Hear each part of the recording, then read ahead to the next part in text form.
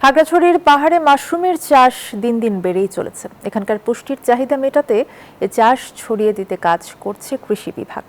কৃষি বিভাগ জানিয়েছে, জেলায় খাগড়াছড়িতে 10 জন মাশরুম চাষি রয়েছে। এখানে মাশরুমের চাহিদা রয়েছে 13 মেট্রিক টন, কিন্তু যেসব চাষি রয়েছে তারা যোগান দিচ্ছে 10 মেট্রিক টন।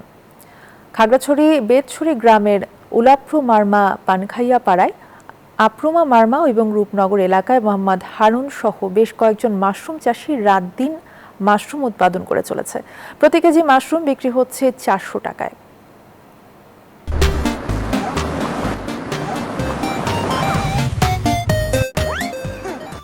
এটা যে পুষ্টির গুণ দেখে আরো উদ্ভুত আরো বেশি মানে প্রেরণা পায় যে মাশরুম চাষ করি। তারপর মাশরুম চাষ করতে করতে এক সময় একটু এখান থেকে যে আলাদা একটা ইনকাম যে চলে আসে, যেটা আমার পারিবারিক একটা সাপোর্ট হয়। এখান থেকে কাজ করতে করতে এখন মোটামুটি অনেক আমার 3টা ফার্ম হয়ে গেছে, সরকারিভাবে 2টা ফার্ম পেয়েছি, নিজের একটা করা আছে।